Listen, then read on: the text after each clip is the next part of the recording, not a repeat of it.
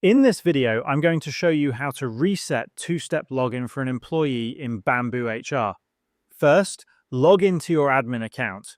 Once you are on your dashboard, click on the gear icon located at the top right-hand corner of your screen. This will open your account settings page. Scroll down through the options on this menu until you find the section labeled Login Settings, and click on it. Within this section, you'll see the two-step login area. Click on this arrow with gear icon located on the right side of the screen, and you'll see the choice to reset employee's two-step login. Click on it. After doing this, you'll be prompted to select the employee whose two-step login you want to reset. Click on the drop-down menu, and you'll see a list of all employees who currently have two-step login enabled on their accounts.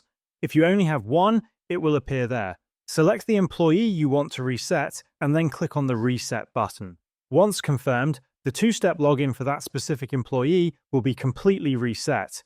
The next time that employee logs in, BambooHR will prompt them to set up a new two-step login method from scratch. This ensures account security while allowing employees to reconfigure their authentication method if they have lost access or changed their device. And that's how you can reset two-step login for any employee in BambooHR.